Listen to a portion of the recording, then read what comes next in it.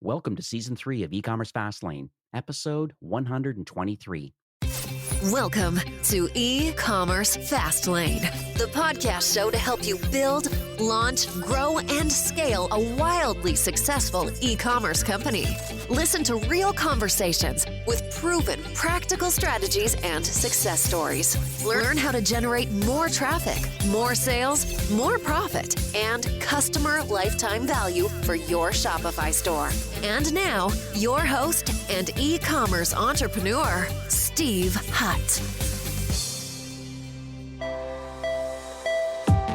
This episode is brought to you by Grin, the #1 influencer marketing software solution that's built for direct-to-consumer brands on Shopify. They're an all-in-one relationship management platform that helps you cultivate an authentic influencer network and a more valuable brand.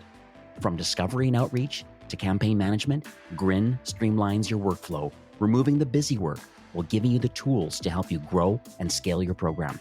From influencer recruitment, communication, product seeding, discount codes, and affiliate links, including content and rights management, sales and tracking, and influencer payments, Grin helps you do it all. Smart brands truly understand that creating an emotional connection with your consumer drives up lifetime value, because what you end up doing is building a stronger brand. You create diehard fans who come back and purchase from you again and again. Get started today with Grin and make the most of your influencer marketing program with the all-in-one platform that's designed to help you build more authentic, brand-boosting relationships. So go check them out at grin.co. Well, hey there, it's Steve, and welcome back to the E-commerce Fastlane podcast. Now, if this is your first time listening, this is an e-commerce show where we have honest and transparent conversations about building and thriving with your store powered by Shopify or Shopify Plus.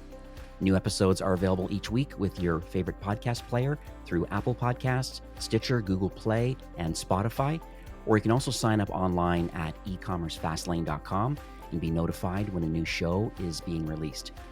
Now, my guest in today's episode is Bryan Gold, who's the co-founder and CEO from a company called #Paid.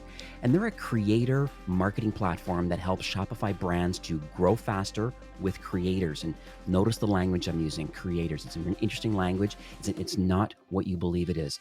And it's an important and I believe timely conversation because unlike influencers, which is a very hot topic, creators, from what I understand, I'm sure we're going to learn more from Bryan today, but they really are there to build awareness with the right audience, drive return on ad spend, and at the end of the day, really to greatly assist with customer lifetime loyalty for your Shopify brand. So let's jump in and learn more. So hi, Bryan. Welcome to E-commerce Fastlane. Thanks for having me, Steve. Honored to be here.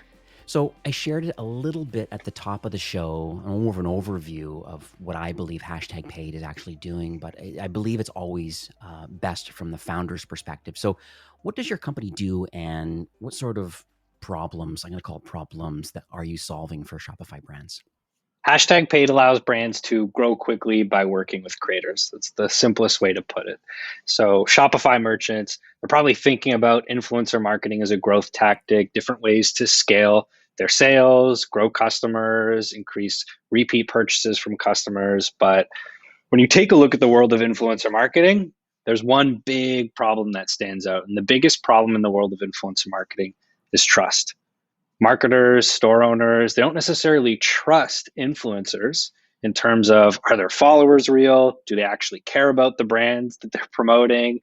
Do their followers even trust them and believe in what they're posting about?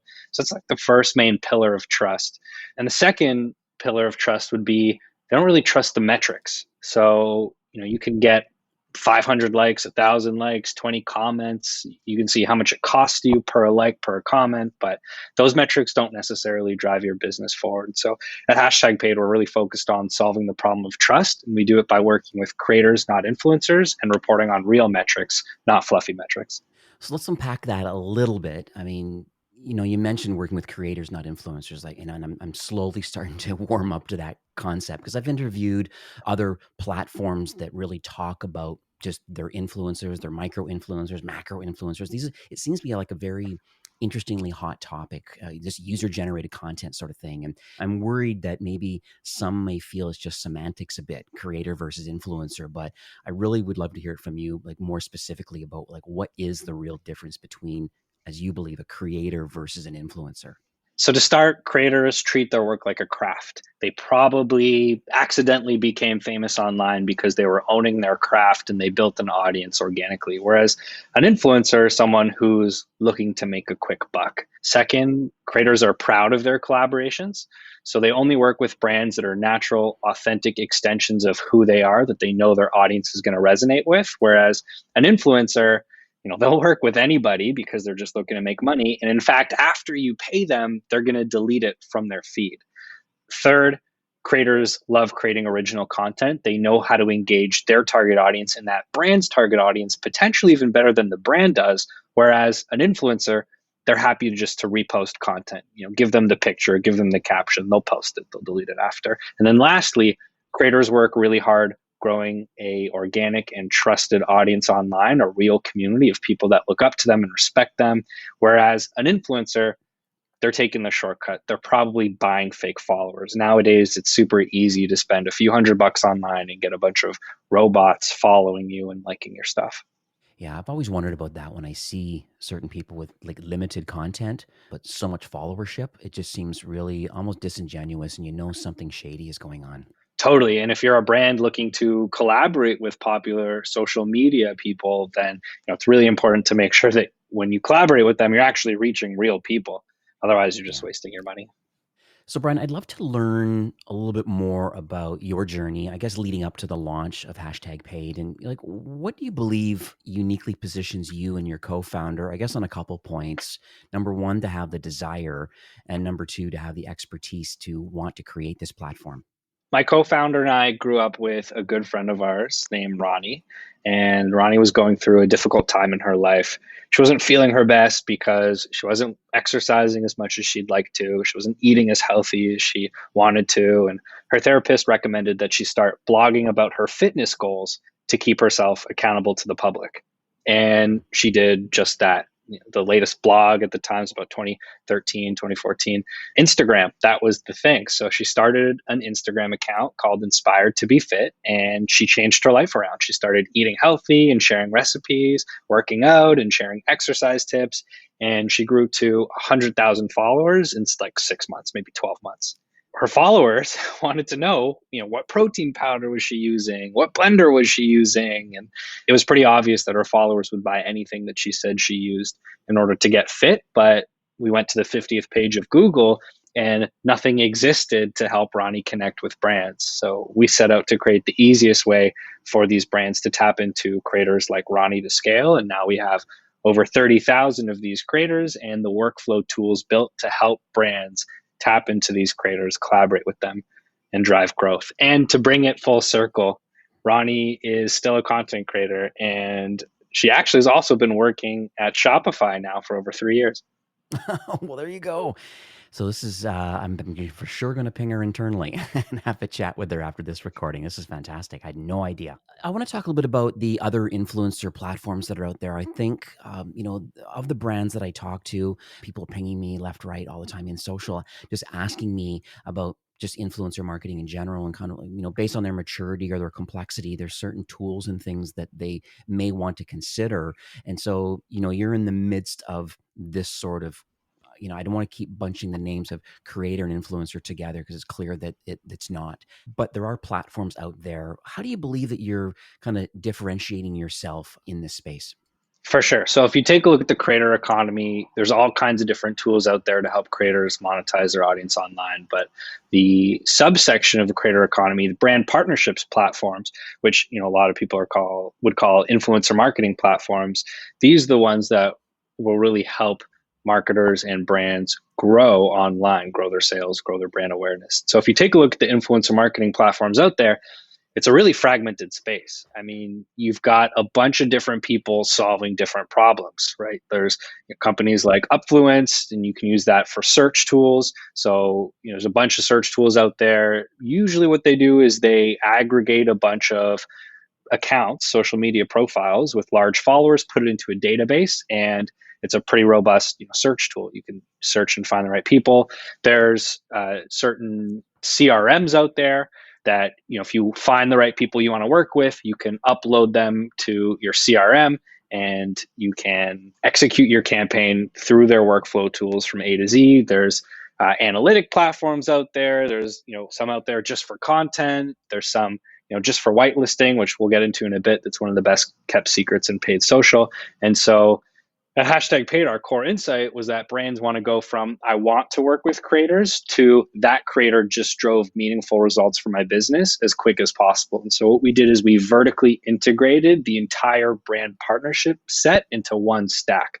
So you can launch your campaign, work with creators, track all of your content, track all of your results, and see sales growth all with one tool set.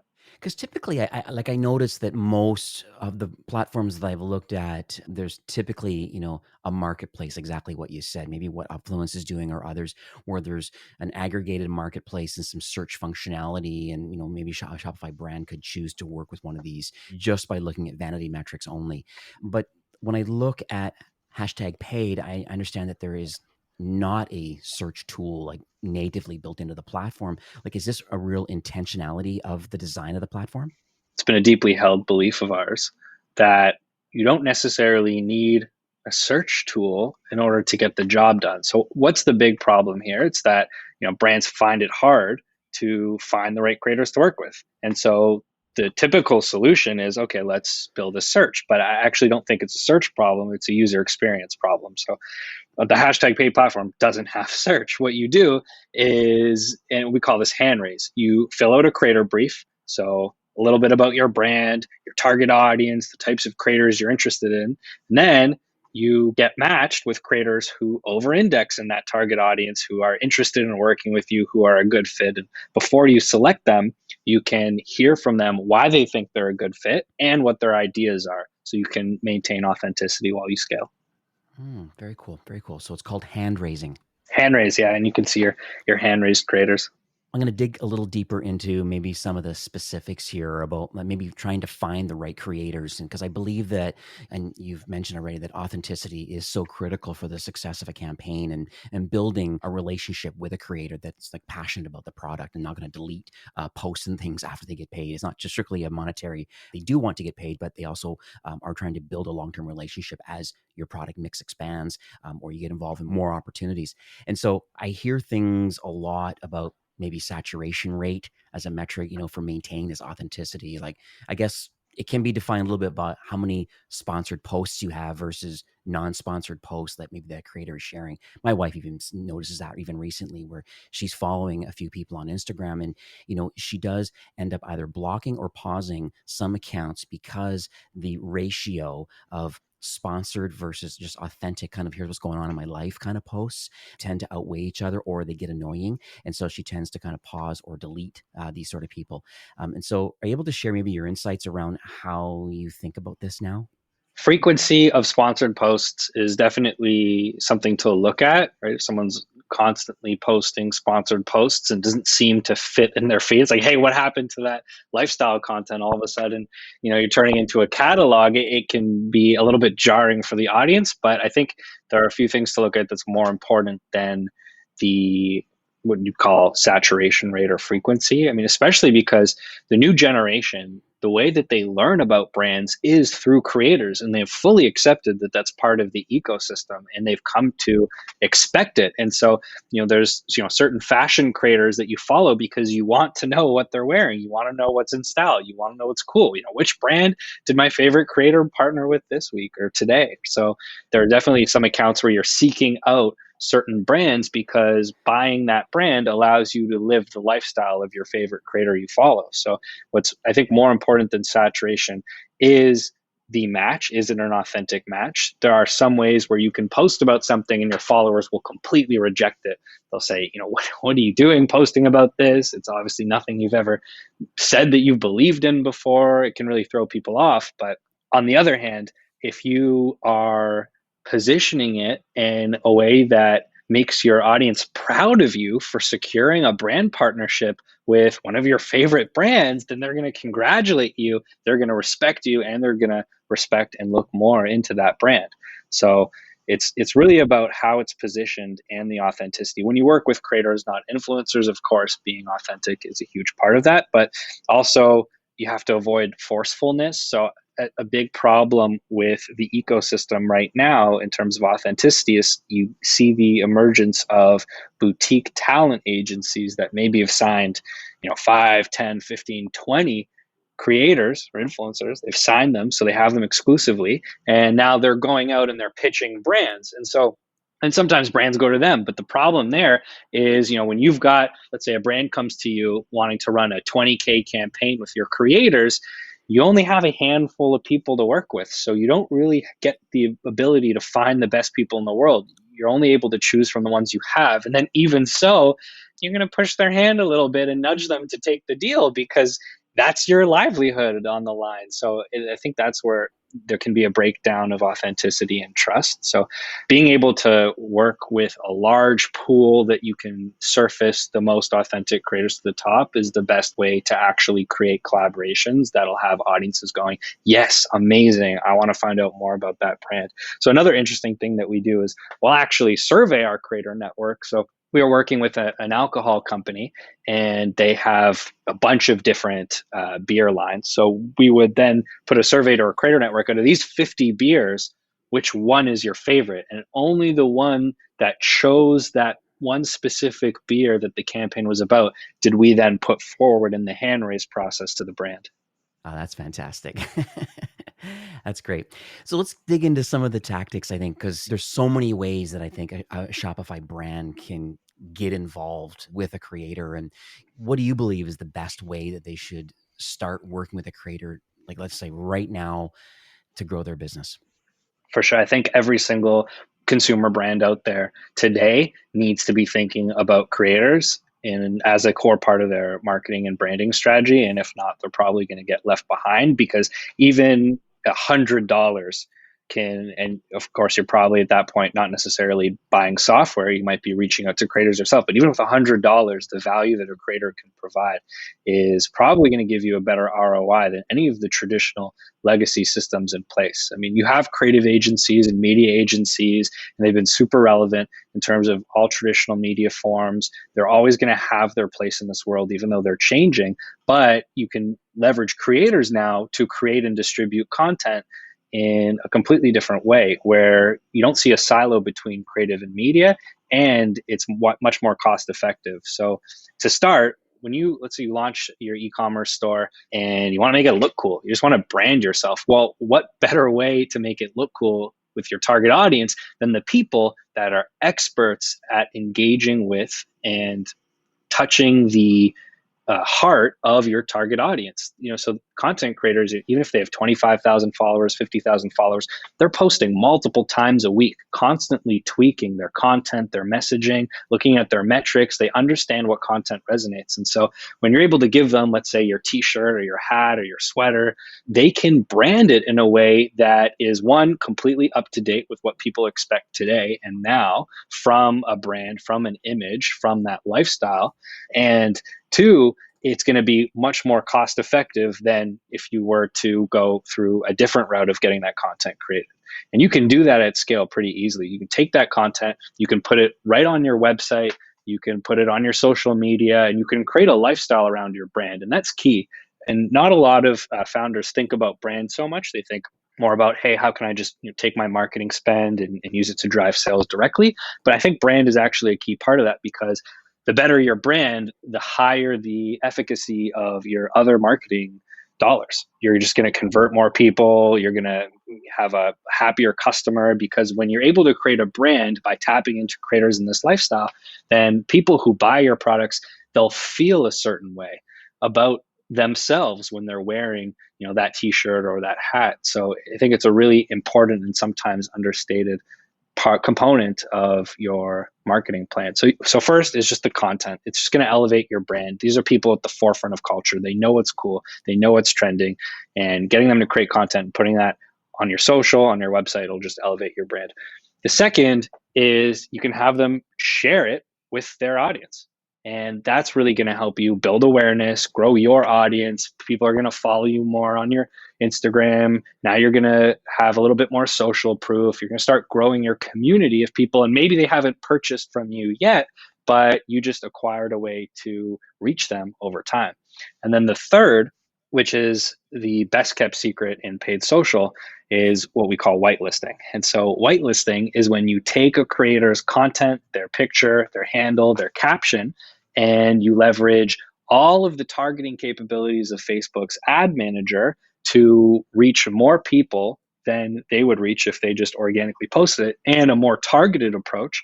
And you can drive sales and you can have return on ad spend. We have some of our customers where they're seeing the best return on ad spend that they've ever seen on paid social, 20, 25, 30% better than if just regular paid social with their own content through their own handle. So yeah, the nuance there is that you're scrolling through your feed and you see an ad, instead of from a brand, you see the ad from a creator. And there's all different kinds of strategies you can do there. You can even do a retargeting campaign, a repeat to drive repeat purchases using the creator's caption handle. And it's a much more authentic way to reach people, and people respond to it better. Facebook actually just released a study saying that people actually prefer ads from creators over brands, and it's much more effective. That's very cool. And I'm also thinking about the user generated content and the repurposing factor. Is that what we're kind of talking about here too as a potential tactic? Is that sometimes the end consumer, maybe through some kind of a review tool of some sort, is publishing things on the product details pages, and then you get the rights to be able to reuse that content. But then on the creator side, when you hire a creator to do a particular campaign and they get paid, do those digital assets, regardless of where they're being broadcast, if they're on his or her own social or on your own social, or as you're saying, even through Facebook and kind of expanding upon that, are you suggesting that's where the market is today, is that once you build a relationship with a creator, those assets belong to the brand that hired the creator and how they want to repurpose those to build even a wider audience? I think a smart marketer is taking those assets and using them everywhere they can. But it is important to make sure that as part of your agreement with the creator you're collaborating with, you discuss ownership over content. Because if if the creator thinks that they're just posting it and then all of a sudden you're putting it on a billboard in Times Square, I mean, they're going to get pretty upset that you're using their likeness and not paying them. So negotiating the contract and the rights and the usage is an important part. And so if you're just reaching out directly, make sure that you have that covered, or use a platform that automates that for you. So, Bryan, this show has a diverse range of Shopify entrepreneurs that listen each week. And, you're in a very unique vantage point because you're dealing with creators and the brands that they're working with, and you're seeing the success based on these relationships. So from your vantage point, what advice would you give these brands today, and store owners that are very eager to grow and scale? It's an interesting question because I hear, eager to grow and scale. And first I think, okay, let's understand what you mean by grow and scale, because there's a lot of store owners that are really attracted to venture funding. They want to finance their business through VC dollars, but they're not 100% sure on what their goals are. So yeah, I mean, first it's the framework is, are you trying to build the next category defining brand? Are you looking to 10x your business from where you're at now? Or are you looking to just make a living owning your craft and doing what you love and you're happy with that? Because, on one side, you can chase growth, you can fund the business, you can operate with negative EBITDA in the short term to try to gain market share and build your brand. But, that's one very specific path. And, if you're just looking to be able to make a salary from your own Shopify store, then you don't necessarily need to be chasing growth, as growth has sort of been glorified so much in the media. So I see a lot of entrepreneurs who didn't actually take a step back and think about what do they want. They might say they want VC funding, but they haven't necessarily taken a step back and thought about it, because the economics of a VC fund, they need to 10x. It might not necessarily be right for you. And, the lifestyle as well that's demanded of entrepreneurs it's not as glorious as it appears on the outside. It's a lot of work. It's blood, sweat, and tears. And on the other side of it, hopefully you've made a big impact on the world, but that might not be right for you. So, that's an important thing to consider. In terms of specific growth tactics, we have a podcast called D2C Growth, where we interview successful direct-to-consumer founders that have scaled their business. And we talk about the tips and tricks they've used, their story, their founding story along the way, roadblocks. There's tons of great knowledge in there. And then we also just launched an audio community on an app called Chalk. And it's a really cool community. It's some really awesome, intimate conversations happening there where people are learning from each other. And it's called D2C Growth as well. And you can find and join the community if you go to bit.ly/DTC Growth. I'll make sure I have all of those in the show notes. I will add a small thing too, is that I totally agree with what you're saying about what does growth and scale actually mean, for a particular founder of a direct-to-consumer brand, because you're right. Some that are bootstrapped with their own cash and they're kind of putting their own money into it, they really do want a lifestyle business. Like I manage a few brands that literally that's all they want. They want slow 5% growth per year, maybe 10, but they have a very small team. They have a lot of outsourcers doing a lot of stuff in the Philippines. They have a 3PL for fulfillment. They outsource one partner or two for a little bit of their SMS and just their marketing automation side of it. Influencers, creators are our next thing on their radar. So this is a very timely episode. So it's like, that's the lifestyle business side of it. But then on the flip side, I also have brands that are 50 million, 80, almost $150 million one brand that I'm looking after. They're heavily VC funded. They have a portfolio of brands that they manage. They're very, very particular. There's a lot of other stresses that go along. It's not just getting, your big 6-figure salary as being a VP of a D2C startup. There's a lot of other things when you start taking on VC money. There's a lot of expectations about, as you're talking, the 10x growth, and then being accountable. And there's a lot of other stresses that go along with that. And if that's the journey you want to go down and be a market defining a product mix and you want to make massive impact, then you go down that journey, and that's fair.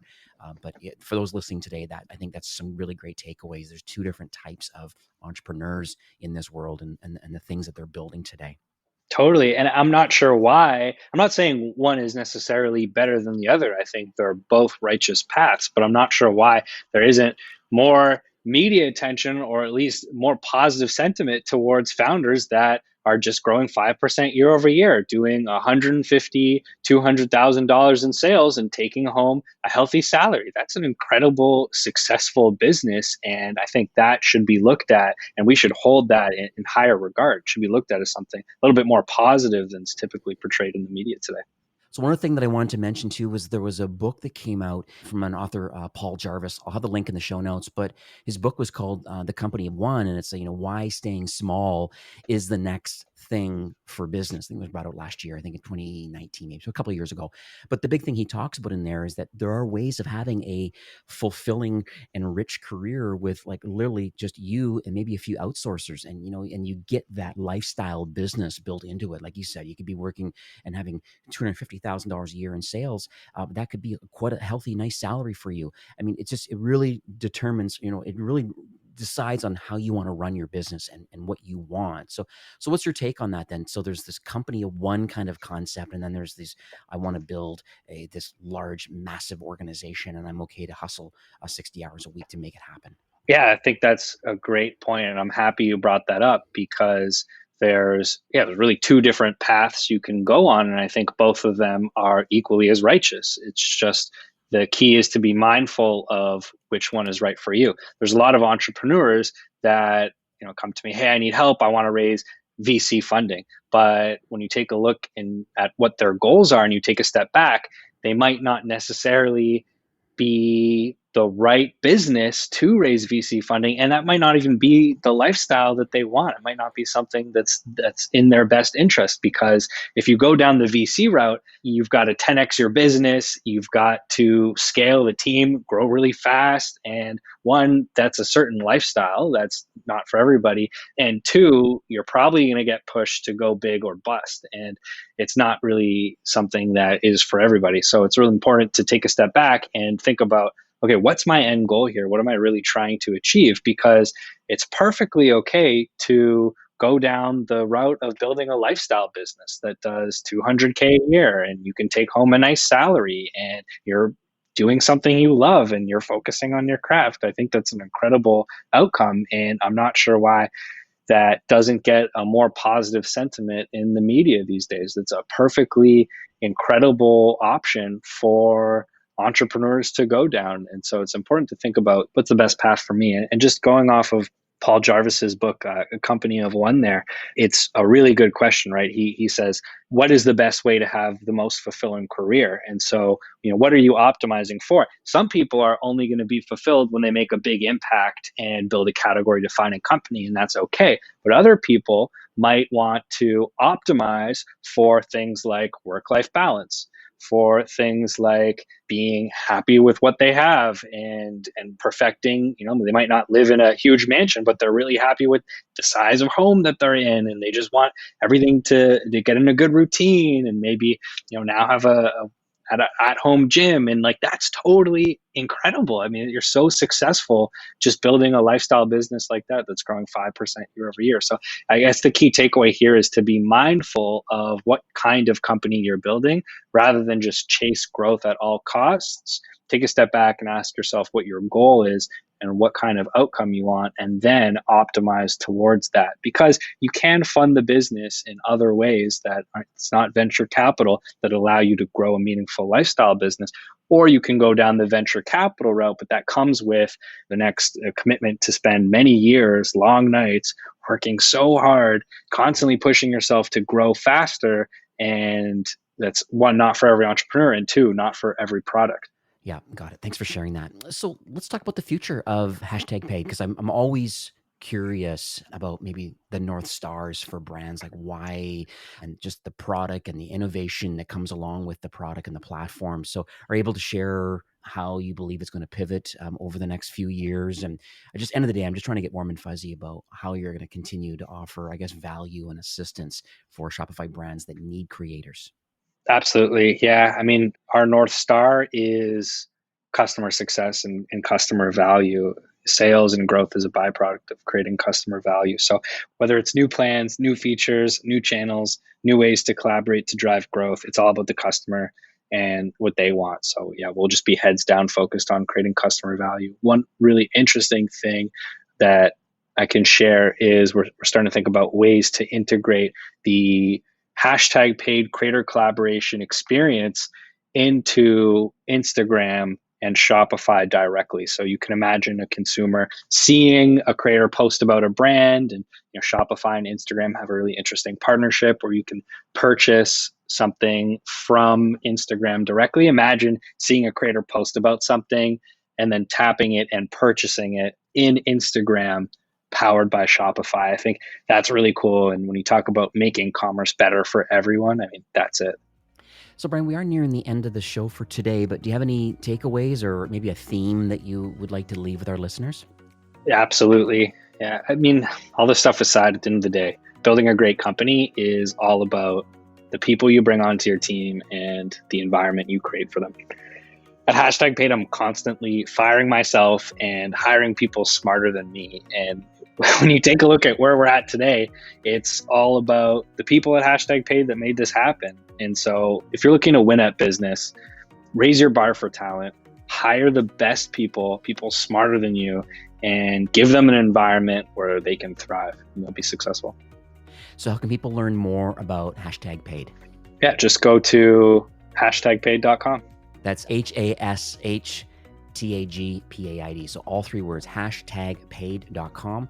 Even though a lot of times you use the name, I notice in your logo with the actual hashtag symbol, paid, all in lowercase, but this is going to be the full name, so it's perfect. We also did speak offline and understand that you would like to offer almost like a listener-only promotion for those that have listened in today. Yeah, for the Shopify merchants out there looking to drive growth with creators, we're happy to offer $500 worth of assets towards your brand on your next campaign. Perfect. So what we'll do is it'll be set up at ecommercefastlane.com/paid. And that's going to redirect you to a landing page. And on that landing page, we'll have the offer, just some of the details and stuff, some particulars, and then an easy way to sign up and take Bryan up and his team up on that offer. So that's amazing. Thank you so much for that amazing and generous offer. And as you know, Shopify's mission really is to make commerce better for everyone. And, it's very clear to me based on this conversation that, both you and the #paid team really are in tight alignment with wanting to help Shopify brands to improve efficiency, certainly helping join up creators to brands, which eventually helps to grow revenue and builds this lifetime loyalty. And just want to take this moment to thank you for coming on the show, sharing your knowledge and your vision, and just giving back to the Shopify ecosystem. Absolutely. Thanks so much for having me on the show, Steve, and congrats on all the great work you're doing, collecting this knowledge and helping other entrepreneurs succeed. It's something I'm super passionate about. So really happy to be here, and thanks for having me. Oh, my pleasure. Have a great day. Today's episode is brought to you by Grin, the all-in-one influencer relationship management platform. Grow an authentic direct-to-consumer brand on Shopify with the #1 influencer marketing software solution for creating genuine, direct relationships with influencers. You can learn more about their incredible solution and get started today at grin.co. Well, that's it for today's episode. I'd like to thank you, a loyal listener of E-commerce Fastlane. It's my hope that this podcast is offering you a ton of value through growth strategies, tactics, and exclusive insider tips on the best Shopify apps and marketing platforms, all with my personal goal to help you build, launch, grow, and scale with Shopify. Thanks for investing some time today and listening to the show. I'm so proud and excited that you have a growth mindset and are a constant learner. I truly appreciate you and your entrepreneurial journey. Enjoy the rest of the week and keep thriving with Shopify.